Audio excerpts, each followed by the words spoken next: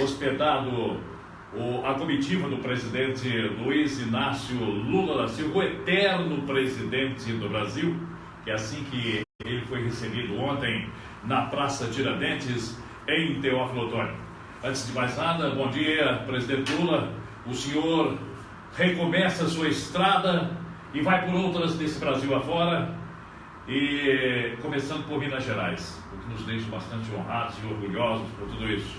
Ontem, durante seu pronunciamento na Praça Tiradentes, o senhor recordou sua passagem por aqui em 1993, 94, quando o senhor apontava as principais soluções para esse país. E durante seu governo, o senhor realizou grande parte delas. Bom dia, seja bem-vindo à Rádio Teófilo Otoni. Bom dia, Edson Martins, bom dia aos ouvintes da Rádio Teófilo Otoni, bom dia ao ouvinte do programa Correspondente Ramos. E bom dia ao nosso prefeito da nossa cultura que está aqui. Olha, Edson, é importante que o povo saiba o porquê que eu resolvi fazer caravana pelo país. Eu descobri, por incrível que pareça, na campanha de 89, que as pessoas que concorrem à presidência da República não conhecem o Brasil. Porque normalmente você sai ou do Rio de Janeiro, onde você mora os candidatos, ou São Paulo, onde moram os candidatos, raramente moram em outros estados, e pega um avião na capital, vai para outra capital, desce, pega um carro, vai para o aeroporto, volta, vai para o aeroporto, vai para outra capital, pega... Ou seja, você termina uma campanha sem conhecer as entranhas, a alma, sabe, as células todas desse país. Então, quando eu resolvi fazer a caravana, eu queria conhecer o Brasil por dentro, eu queria saber que tipo de país eu iria governar.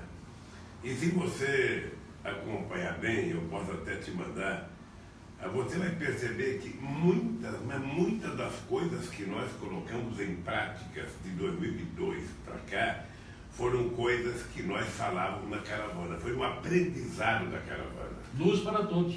Na Luz para Todos e outros programas. Veja, o programa de Cisterna era um programa que a gente tinha. Eu lembro que eu vim aqui no Vale do Jequitinhonha fazer um estudo sobre aquela reserva de eucalipto que o Geisel tinha dado 1.250.000 hectares para a indústria siderúrgica fazer carvão vegetal. E depois o carvão mineral ganhou mais preço, o pessoal começou a usar mineral, e tinha várias cidades tomadas de eucalipto. Então eu vim aqui e levei para Azeredo, que era governador de Minas Gerais, um projeto para fazer um conjunto de fábricas de móveis com eucalipto, sobretudo móveis para fazenda, móveis para sítio, móveis para chácara, móveis para praia. Ou seja, isso nunca saiu do papel na mão do governador. Eu fui em São Paulo fazer uma viagem na região mais pobre do Vale do Ribeira, terminei e fui apresentar um projeto para o Mário Covas. Então, tudo isso que eu aprendi com o povo do Vale do Jequitinhonha, com o povo de outras regiões, eu, na verdade, transformei em políticas públicas, porque quando eu tomei posse, eu comecei a fazer conferências nacionais. Cada conferência nacional, a gente fazia conferência municipal, conferência estadual e conferência nacional sobre todos os assuntos. E essas conferências me davam uma base para fazer proposta de política pública. É por isso que o lado pobre do Brasil melhorou, é por isso que o lado pobre do Brasil cresceu, porque a gente tinha informação tirada do próprio povo.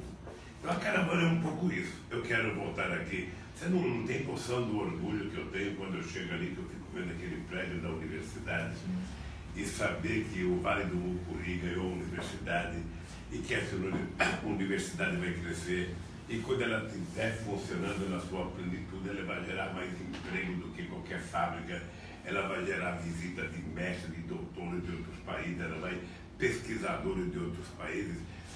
Daqui vão sair gênios que vão poder ajudar o Brasil a se desenvolver, a crescer.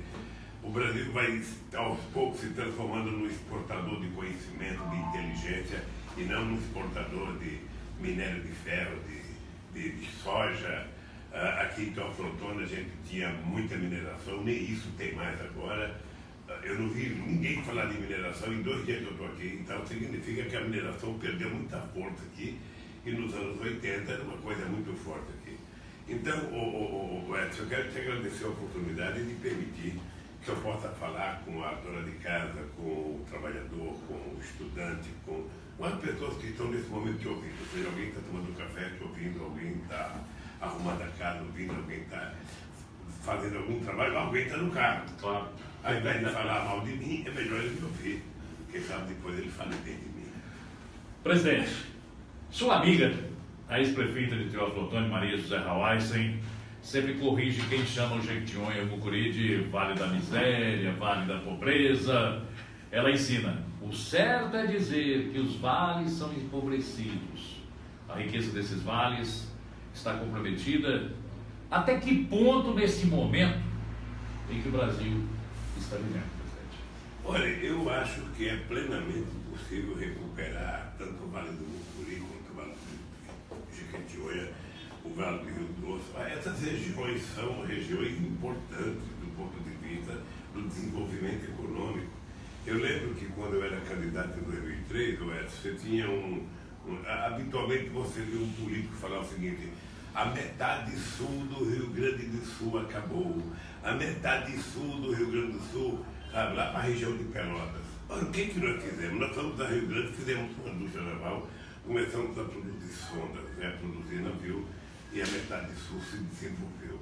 Ora, o que falta, na verdade, é investimento concreto. E se você pegar os investimentos que aconteceram aqui na região do Vale do Mucuri, no governo mesmo, no governo da Dilma, você vai perceber que nunca houve ninguém que colocou tanto dinheiro aqui em tantas atividades, porque não era só o Bolsa Família, o Luz para Todo, era o PAA para comprar alimento, era investimento em escola, investimento em crédito, investimento em FET, investimento em universidade, porque é preciso múltiplas políticas para que a gente crie um modelo de desenvolvimento. Eu não acredito que tenha uma região que possa ser pobre, que Deus quer que ela seja pobre. Eu lembro sempre, Tennessee, nos Estados Unidos, era uma das regiões mais pobres dos Estados Unidos. E um belo dia o governo decidiu fazer investimento para desenvolver o Tennessee e se transformou numa das regiões mais desenvolvidas dos Estados Unidos. Ora, para que serve um governo? Para que serve um governo municipal? Além de fazer o atendimento das coisas, ele tem que fazer planejamento para a sua cidade. Para que serve um governo estadual? Para ele, de forma correta e democrática, decidir aonde é que ele vai induzir o desenvolvimento. Por exemplo, eu tenho uma fábrica de qualquer negócio que quer investir no Minas Gerais. Então, cabe a mim, como governo, olhar o estado de Minas Gerais, ver qual é a região que mais seria beneficiada com aquele investimento. Nós temos que ver se tem escoamento da produção, nós temos que ver se tem consumo para aquele produto. Mas o governo pode induzir, inclusive facilitando com impostos, a ida de uma empresa para uma região. Sabe? E o governo federal a mesma coisa, porque se o governo federal, eu não quero um governo empresarial, eu não quero um governo se metendo a ser administrador de empresa. O que eu quero é um governo que seja indutor do desenvolvimento, ou seja, o Brasil, para ser igual, nós precisamos incentivar o desenvolvimento nas regiões mais pobres de cada estado, nas regiões mais pobres do Brasil, para que essas regiões mais pobres consigam chegar a um padrão de São Paulo, a um padrão da Grande Belo Horizonte, a um padrão, sabe, do sul de Minas Gerais, que é muito desenvolvido, a um padrão do eixo Uberaba, um padrão do ABC Paulista. Somente o Estado pode fazer isso. Somente, você veja, Maranhão é uma terra pobre, Maranhão, tem até livro dizendo por que o Maranhão é pobre. E de repente o que acontece? As pessoas descobrem numa cidade chamada Balsa, que tem uma capacidade de produção de soja extraordinária, e estourou a produção de soja. Estourou. Realmente é um dos lugares que mais produz no Brasil hoje. E assim, se o Estado planejar, colocar o planejamento para ir atrás, a gente vai perceber que a gente pode ajudar todas as regiões do país. Eu aqui decidi fazer uma universidade. Decidi fazer a universidade porque a universidade é como se eu colocasse primeiro a cabeça pensando em inteligência, depois eu vou montando o corpo, sabe, para fazer aquela pessoa. Mas a inteligência está montada. Ontem eu fui lá, eu vi a expectativa, eu vi o sonho daquela meninada, eu vi, sabe, a expectativa do reitor, apesar que agora o governo Temer está gostando, está cortando os investimentos. Muito cortando. Porque essa gente, o Edson, não pensa em educação. Veja, se você pegar a história do Brasil, você vai ficar com vergonha. Você imagina que o Brasil é o maior país da América Latina. É o mais rico, é o que tem mais indústria, é o que tem mais população.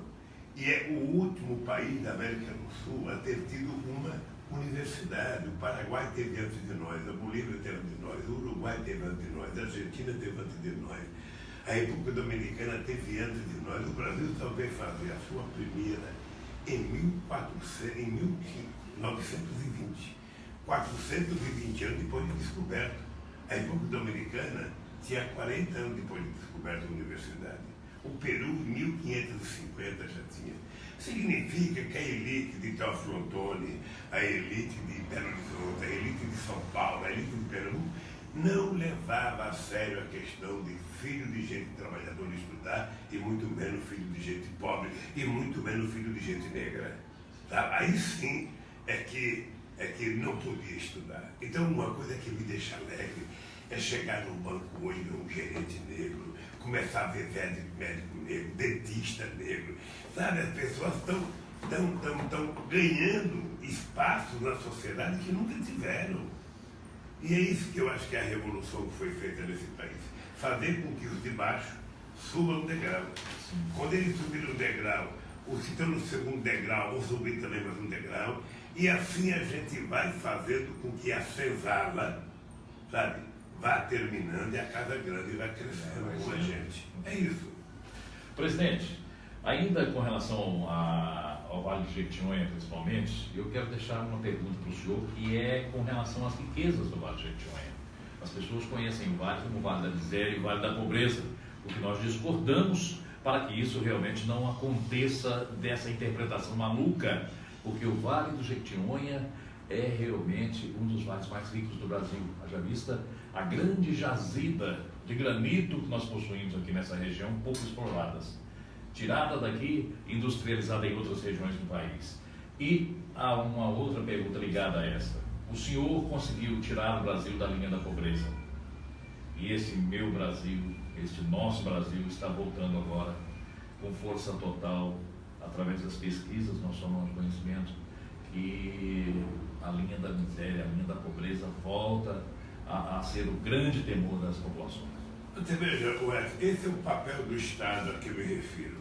Esse é o papel do Estado. Veja, se o Vale do Jequitinhonha, o Vale do Mucuri, tem riquezas minerais importantes, ou seja, o que o Estado tem que fazer? O Estado não tem que ficar apenas esperando que os interesses econômicos decidam quando e como vão explorar. E quando é que vão vir para cá, porque muitas vezes eles vão para outro lugar.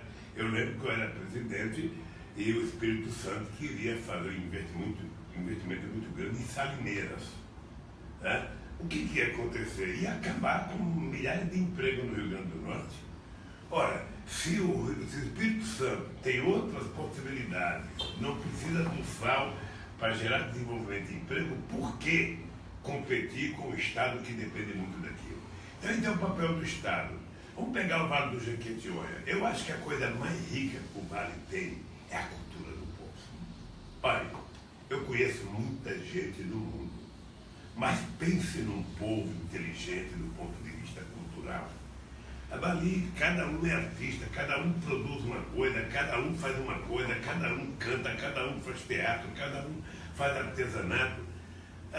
Eu acho que é isso que nós temos que explorar. É isso, ou seja, às vezes eu fico pensando, por que uma Rede Globo de televisão não vem fazer um programa de domingo no Vale do Jequitinhonha, no Vale do Mucuri, para mostrar o povo do Vale do Mucuri, para mostrar o povo do Vale do Jequitinhonha ao mundo?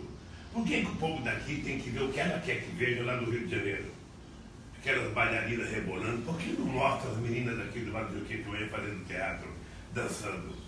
Essa integração cultural. Coral das Lavadeiras de Araçuaí. Rapaz, olha, eu vou lhe contar. Toninho do Vale, Rubinho do Vale, por exemplo. Eu nunca vi Rubinho do Vale no programa da Rede Globo. Não. Ela prefere pegar um enlatado qualquer e meter na cabeça do povo brasileiro, ao invés de pegar a arte daqui.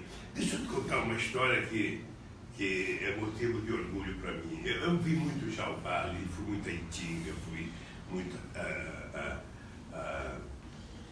Araçuaí, fui muito a outras cidades. Mas em Itinga tem uma história comigo que ela é muito emocionante para mim.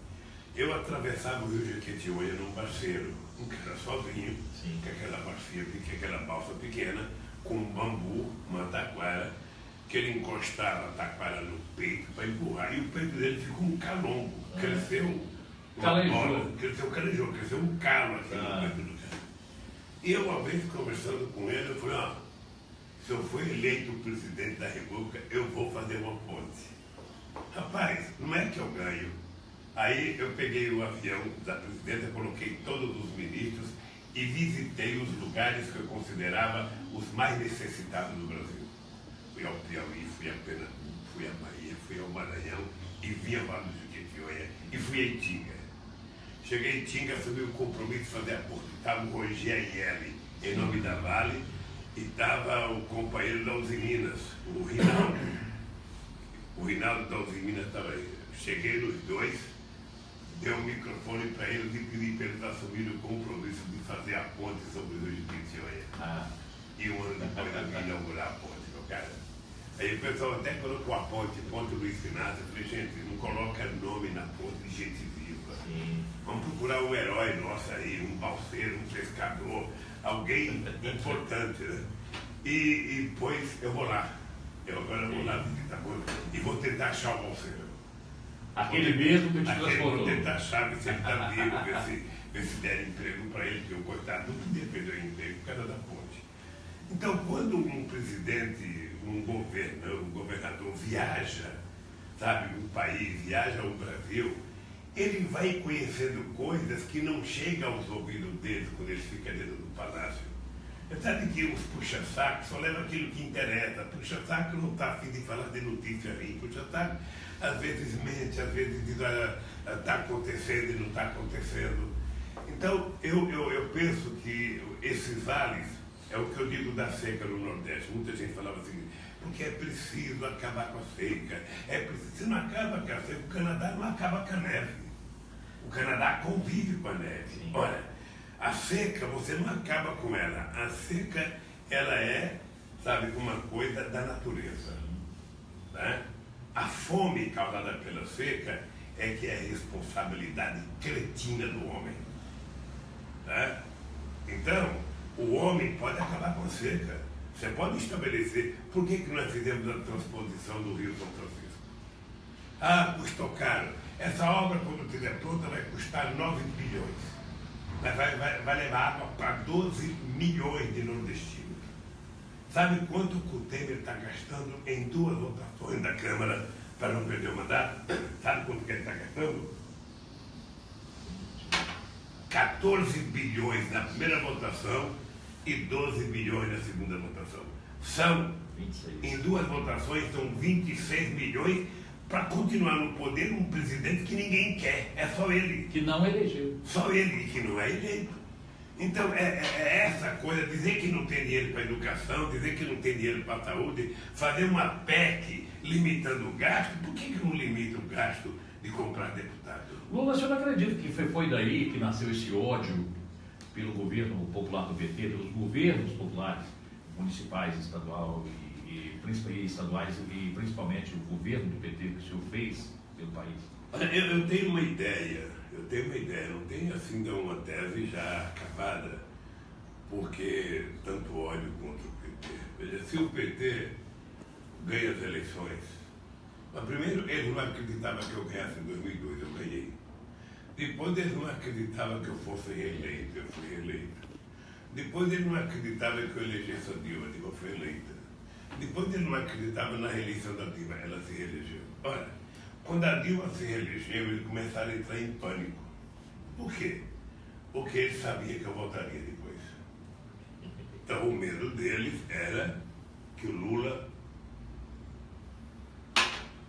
voltasse. O PT já estava governando o Brasil, o PT iria governar o Brasil durante 16 anos, seria o governo e o partido mais longevo no governo na história do Brasil. Getúlio ficou 15. No Vale, Dom Pedro ficou 67, né? Mas Getúlio ficou 15. E o PT ia ficar 16. Com a possibilidade de eu voltar a ser candidato a presidente, seria mais 4, seria 20.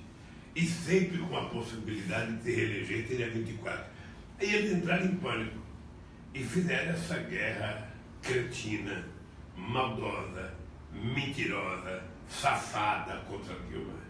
Inventaram uma quantidade enorme de mentira, transformaram a mentira em verdade no Congresso Nacional, a imprensa engoliu as mentiras e a Dilma foi caçada, porque a Dilma era o mal do Brasil, o PT era o mal do Brasil. E colocaram o Temer, e nós estamos vendo o que está acontecendo no Brasil hoje. Agora, como explicar, por exemplo, os panelaços que aconteceram para tirar Dilma do poder, para o impeachment da Dilma, e de repente essas mesmas pessoas que promoveram aquele panelaço, ou os panelaços, não voltaram às ruas contra esta situação em que nós estamos atravessando, que são vexatórias para o país, inclusive fora do eixo da América do Sul, né? E que de repente, comprovadamente, hoje existe uma onda corruptiva no país muito grande.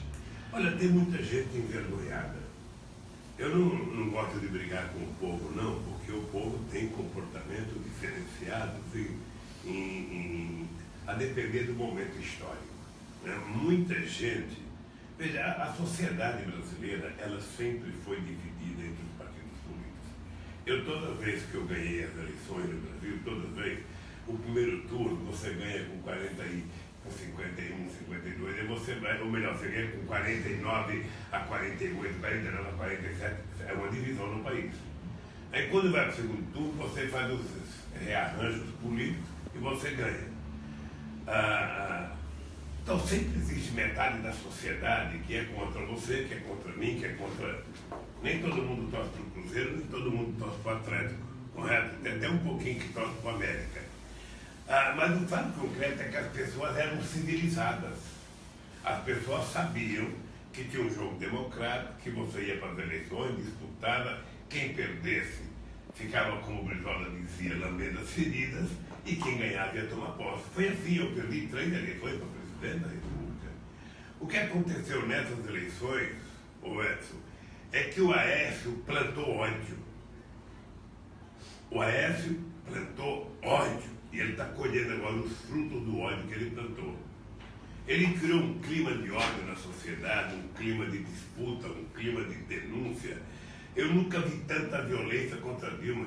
Só para você ter ideia, o Aécio me processou porque eu fui no comício em Belo Horizonte e disse que ele era filhinho de papai. Eu fui processado, meu caro.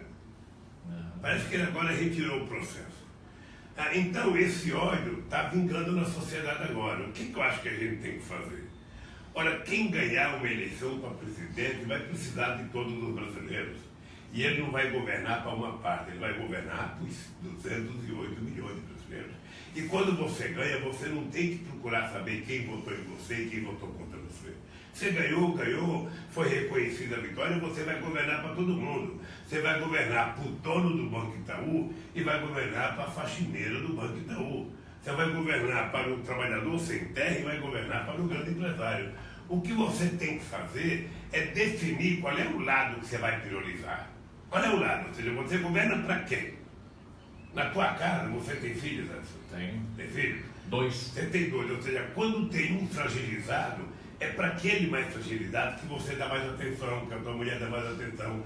Um governante, ele tem que governar para todos, mas ele tem que governar para os mais pobres, para quem precisa do Estado, para quem precisa de saúde, para quem precisa de educação.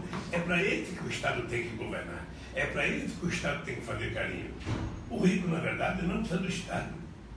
O rico, quando precisa do Estado, é para tomar coisa.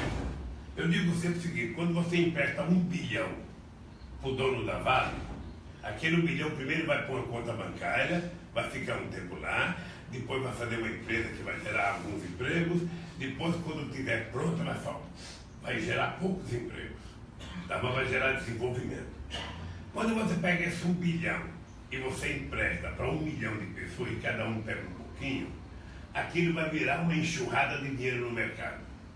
Então quem pega 50 vai comprar um iogurte, vai comprar um chinelo, vai comprar um sapato, vai comprar uma meia, vai comprar 1 quilo de feijão, vai comprar 1 quilo de arroz, vai comprar uma lata de óleo, vai comprar um litro de vinagre, vai comprar um pão, vai comprar uma manteiga. Ou seja, aquele dinheiro volta para o mercado imediatamente. E quando o dinheiro volta para o mercado, a roda gigante da economia começa a girar e começa a gerar empregos. Quando você gera emprego, você gera salário. Quando você gera salário, você gera mais consumo. Quando você gera mais consumo, você gera mais emprego. É um círculo virtuoso da economia. Agora, quando você coloca muito dinheiro na mão de poucos, você está concentrando riqueza. Quando você coloca pouco na mão de muitos, você está distribuindo riqueza. Por isso é o sucesso do aumento do salário mínimo, o sucesso do Bolsa Família, o sucesso do PA, o sucesso do Luz para Todos. Você tem noção, Edson, quanto nós investimos no Luz para Todos? 20 bilhões de reais. Anota aí, 20 bilhões de reais para fazer o programa Luz para Todos. Só um governo louco e compromissado com o povo pobre era capaz de fazer isso. Porque nenhuma empresa tem um dono socialista que vai fazer, bom, vou fazer luz de graça na casa do Edson, vou levar luz de graça na casa do Lula. Não, é um governo compromissado com o povo que diz: o povo pobre tem direito a ter energia elétrica. Pronto. Nesse país ninguém precisa mais utilizar candeeiro. Pronto. Vai custar? Vai. A sociedade paga. Okay. E é isso que nós fizemos, Edson. E é por isso que o Brasil deu certo. E agora eu lamento profundamente. Você não sabe a minha tristeza de deitar toda noite e saber que em 2010 esse país estava para ser a 5ª economia do mundo. Saber que esse país era muito respeitado pelos Estados Unidos, pela Rússia, pela China, pela Índia, pela toda a Europa respeitava o Brasil. Toda a Europa respeitava o Brasil. Eu acho que o Brasil nunca teve autoestima. Lula é o cara. Pois é, veja que situação que nós chegamos. Eu fui o único presidente do Brasil, Edson, a ser convidado para participar de todas as reuniões do G8. Nunca um outro presidente aí. Eu fui um cara que ajudei a criar o G20. O Bush, para montar o G20, ligou para o Brasil para a gente dizer quais eram os países que a gente queria que entrasse no G20. A gente teve influência na OMC. A gente teve influência na criação do Mercosul, na criação da Unasul. A gente expulsou a ALCA do Brasil. Então esse país passou a ser protagonista. Sabe, como se fosse o povo da tua vila, toda onde você mora, tivesse você como referência para decidir algumas coisas. O Brasil tinha virado referência. Eu fui ao Irã fazer um acordo que eles não tiveram coragem e capacidade de fazer, e o Brasil e a Índia fizeram, o Brasil e a Turquia fizeram. Eu fui a Tel Aviv fazer um discurso pela paz no Oriente Médio, e eu dizia textualmente no discurso: enquanto os Estados Unidos se achar o dono da mesa de negociação, não terá paz no Oriente Médio, porque os Estados Unidos é o causador do conflito. É preciso envolver outros países, é preciso envolver inclusive os grupos, tanto os grupos guerrilheiros quanto os grupos pacifistas, as ONGs de Israel, sabe? Era preciso envolver a Síria, envolver o Irã, era preciso envolver o Ramallah, o Hamas, ou seja, se você não coloca todo mundo na mesa, ninguém faz acordo. E o pessoal dizia que era perigoso ele fazer esse discurso, que eu ia ser repudiado pelos deputados de Israel. Fui tratado com a deferência que um ser humano honesto foi tratado. Então, se o Brasil voltasse isso, agora você tem um presidente que ninguém recebe. As pessoas não cumprimentam o Temer na reunião. As pessoas passam por ele e não cumprimentam. Você veja que o Obama veio fazer uma palestra aqui no Brasil, foi direto para a Argentina conversar com o Macri e sequer falou bom dia para o Michel Temer. Ora, então, eu sinceramente acho que o Brasil não merece isso, o povo brasileiro não merece isso, porque nós somos muito grandes, gente, nós somos muito importantes. O problema é que nós temos complexo de vira-lata e não nos damos importância. Presidente, nós estamos ao vivo para a Rádio Teófilo Otoni, do Nordeste de Minas, uma das entrevistas mais importantes da nossa emissora, e dizer que é uma grande honra para todos nós aqui de Teófilo Otoni recebê-lo e esta entrevista exclusiva. E também na TV digital, né? Do canal Lula, no Facebook. Eu gostaria de fazer mais duas perguntas e agradecer ao Elbio Bechir por estender um pouquinho mais esse horário, porque eu acho que vale a pena. As suas ideias são fantásticas e o seu ponto de vista é muito importante para todos nós.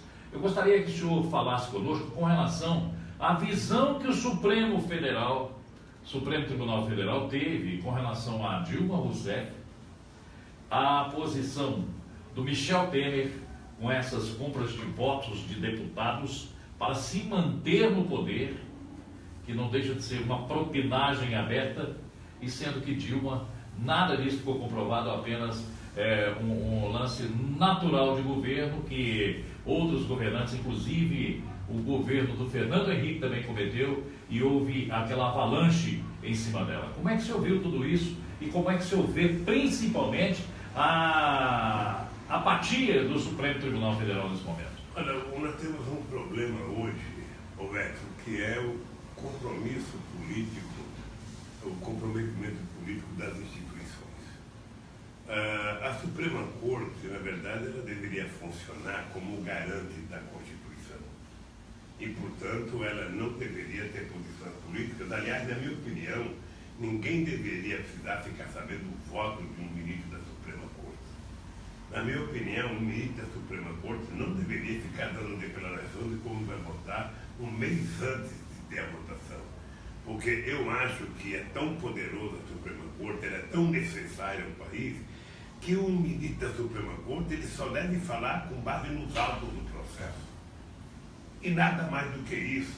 E tomar decisão. Ora, eu não acho correto um juiz sozinho querer caçar um senador da República. Eu não acho correto. Eu acho que foi correta a decisão de mandar o AES para ser discutido dentro da casa. Se a casa o absolver, é um problema político da casa, que ela pagará o preço por aquilo. Ora, eu acho que sempre houve dois pesos e duas medidas com relação ao PT. Você está lembrado que quando a Dilma me indicou ministro, o ministro Gilmar levou 2 minutos para me caçar. E depois o Temer indicou o Moreira Franco e ele deu posse ao Moreira Franco. No dia seguinte teria um problema. É lamentável. É lamentável porque eu gostaria que desde a primeira instância até a última instância o Poder Judiciário fosse uma coisa que não perdesse credibilidade da sociedade. Porque sabe o que acontece? Quando você chega na Suprema Corte, você não tem para que recorrer. Daí porque a responsabilidade deles é muito grande. É muito grande. Ou seja, eles podem aniquilar a vida de uma instituição, podem aniquilar a vida de uma pessoa, podem aniquilar a vida de uma cidade. Ao mesmo tempo, eles podem salvar. Por isso que, embora eles não sejam seres humanos superiores, eles têm que se portar com uma função, com a responsabilidade de quem tem uma função superior. Sabe? Então, eu acho que, de vez em quando, eu vejo tratamento diferenciado. Eu fico preocupado porque se o país não acredita no judiciário, não acredita no Congresso, não acredita na Câmara, não acredita no Poder Executivo, não acredita nos partidos, quem é que vai ter credibilidade na sociedade? Então é preciso que as pessoas levem em conta. Eu indiquei 3 procuradores e fui na posse de 3 procuradores. Todos os discursos meus na posse dos procuradores, eu dizia o seguinte: olha, o Ministério Público é uma instituição muito poderosa e necessária ao garante da democracia do país. Portanto, se o Ministério Público é poderoso e se é necessário ao garante, os membros do Ministério Público têm que ser responsáveis. Vocês não podem achincalhar o nome de ninguém com denúncias vazias, que depois não prova nada, mas a imagem da pessoa já está desgastada, já está queimada. Né? Tem gente que não consegue mais sair na rua. Eles só deram um azar de mexer comigo. Que não tem o rabo preso e querem enfrentá-los para provar que eles estão mentindo a meu respeito. Eles não esperavam me encontrar, mas me encontraram. E eu estava no meu lugar quietinho. Eu só queria que é o seguinte, aquele PowerPoint que aquele tal de Delanhol apresentou há uns 2 anos atrás, 1 ano e meio atrás, na televisão, que o PT foi criado para ser uma organização criminosa, que o Lula precisava ganhar as eleições porque era preciso montar a organização para roubar e que eu era o chefe porque era o mais importante. Ele pode ter pensado aquilo da família dele, não do meu partido.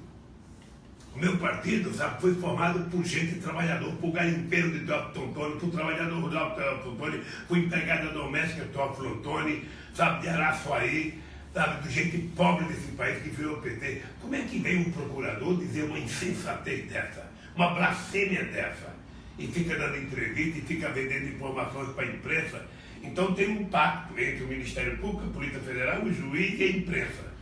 Vamos desgastar o Lula pela imprensa. São mais de 65 capas de revistas contra o Lula. São mais de 25 horas de jornal nacional contra o Lula. Só estou falando do Jornal Nacional, sabe? E veja, eu estou aqui. Toda pesquisa que eles fazem, eu estou em primeiro lugar. Não é pesquisa minha, é deles. O Aécio tomou um tiro de garrucha, já caiu os tucanos inteiros.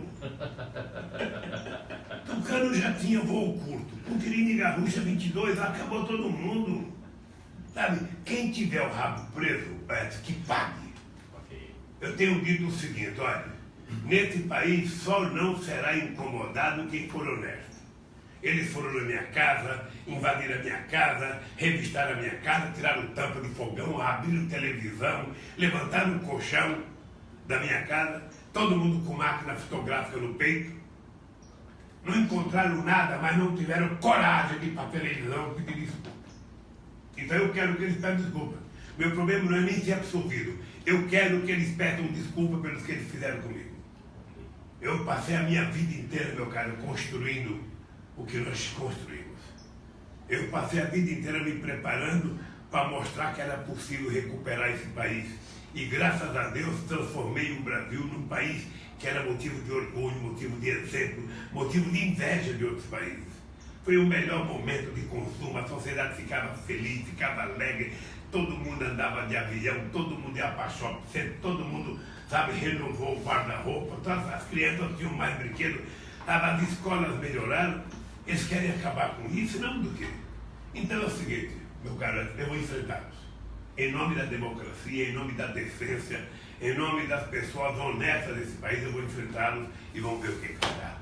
Aproveitando essa deixa do senhor, presidente, gostaria de saber com relação às reformas propostas pelo Temer, trabalhista, o trabalhista que está por aí, a Previdência, a venda da Amazônia, e o senhor ontem falou uma coisa no palanque, o reverter, eu esqueci, um referendo revogatório a respeito disso. Fala um pouquinho a respeito disso.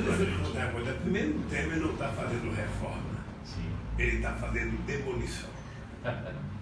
Tá? Você veja que o Fernando Henrique Cardoso, quando ganhou em 92, 94, o Fernando Henrique Cardoso disse que ia acabar com a era Vargas. E quem acabou foi o Temer. Porque todas as conquistas dos trabalhadores contidas na CLT foram consagradas em 1943. Porque até então o trabalhador era tratado como se fosse escravo. O trabalhador trabalhava 16 horas, o trabalhador tinha 10 dias de férias. As pessoas de 14 anos trabalhavam 10, 12 horas por dia. Então Getúlio Vargas teve a grandeza, e ele não era nenhum operário, não era nenhum camponês, ele era um homem da aristocracia. Ele teve a grandeza de compilar um conjunto de direitos que deu cidadania aos trabalhadores brasileiros. Eles agora desmontaram. Tem gente do lado de lá que pensa até que o trabalhador rural não precisa receber salário. Ele no final do mês recebe a comida dele, está pronto. Você viu que o Temer fez uma portaria, sabe, facilitando o trabalho escravo no Brasil. Ainda bem que a Rosa Weber parece que anulou ontem a portaria dele, porque é uma excrescência. Você sabe o que iria acontecer com o Brasil? Muitos países do mundo não iriam mais importar produto do Brasil por conta disso. Olha, nós estamos vivendo no mundo inteiro querendo trabalhar menos horas, 35 horas, 34, 36, e essa gente que assaltou o poder no Brasil quer acabar com os direitos dos trabalhadores. Estão jogando a culpa na Previdência. Eu vou te dizer uma coisa, Edson. Quem está falando com você foi presidente 8 anos. De 2004 a 2014, a Previdência Social brasileira foi superavitária, porque nós geramos 22 milhões de empregos, porque nós aumentamos o salário durante 12 anos, porque nós formalizamos 6 milhões de microempreendedores individual. Lula, e como é que o senhor vê o silêncio dos sindicatos nesse momento? Não, o sindicato está brigando muito. O problema é que você tem o silêncio da imprensa. Você tem o silêncio da imprensa. A imprensa só fala aquilo que interessa a eles. Rapaz, você fala a imprensa, você fala as revistas Isto É, Veja, Rede Globo. Quando eu falo de imprensa, eu falo da grande imprensa, aquela chamada grande imprensa. Aliás, uma rara característica de mim é isso, meu filho. Porque quando eu cheguei na presidência, tinha só 300 meios de comunicação que recebia recursos do governo federal. E quando eu deixei, tinha mais de 4 mil recebendo. Porque para uma rádio pequena do interior, R$50 dá para pagar a conta de luz. E todo o dinheiro vai para a Globo, vai para a Veja, vai para a Isto É, vai para a Época, vai para a Record. Não. Tem que distribuir de forma mais equitativa. E aí eu vou te dizer uma coisa. Se eu voltar à presidência, pode esperar que eu vou fazer a democratização dos meios de comunicação. Vou convocar uma conferência nacional, você será convidado, você vai lá participar, e nós vamos apresentar um projeto de regulação. Eu não quero uma regulação que nem Cuba, que nem a China, não quero. Não quero aquela regulação que se o cara falar mal de mim, é inimigo, não. Eu quero uma regulação como se fosse a da Itália, como se fosse a da Inglaterra, a dos Estados Unidos.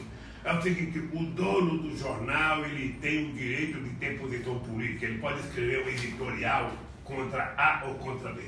O que não pode é mentir na informação. Tá? A televisão é a mesma coisa. A televisão é a mesma coisa, o rádio é a mesma coisa. Então, querido, democratizar significa permitir que todos tenham acesso. A coisa que não acontece hoje no Brasil. Você não sabe quantos direitos de resposta eu peço todo dia. Todo dia. Há quanto tempo você não viu o Jornal Nacional falar bem dos meus processos? Apenas ontem falou, sabe? Por causa que nós, sabe, temos uma entrevista coletiva.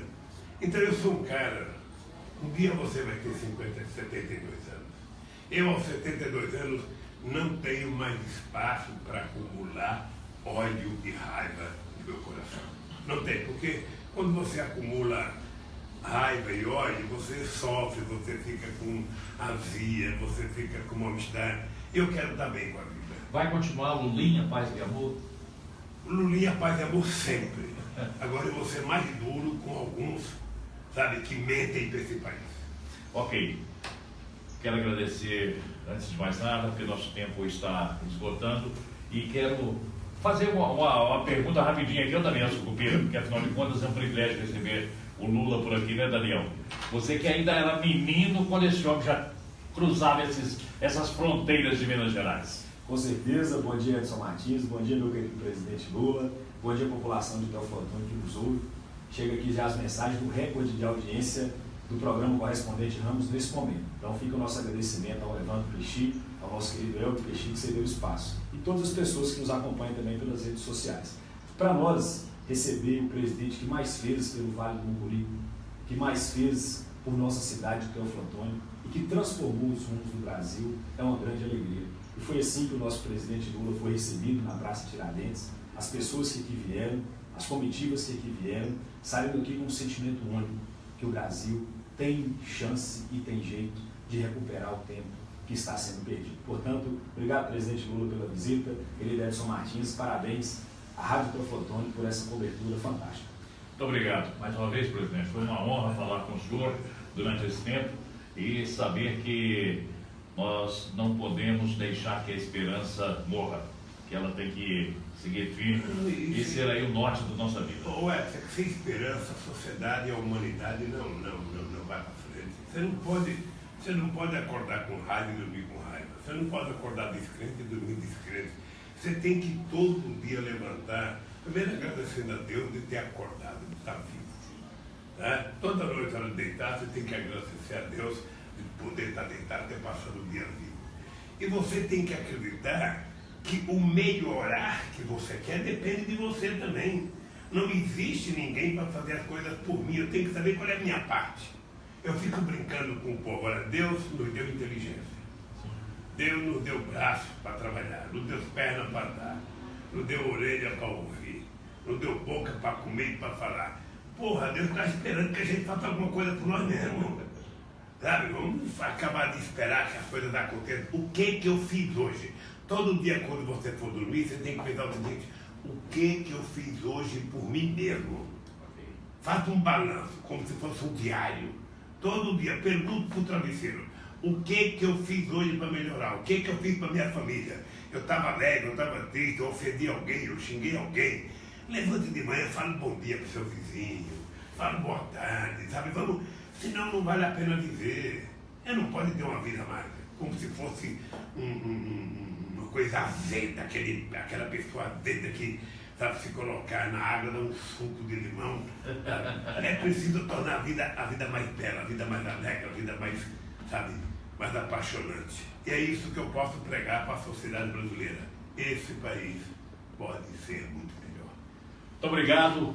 Quero agradecer no final desta entrevista ao Daniel Sucupira, a Maria Helena Costa Salim, presidente do Partido dos Trabalhadores do Teófilo Otoni, a secretária de Estado Macaé Evaristo, da Educação. Quero agradecer ao Patrus Ananias também e a todos os companheiros, ao Ricardo e também a Gabriela, que proporcionaram e facilitaram esta nossa entrevista exclusiva para a Rádio Teófilo Otoni.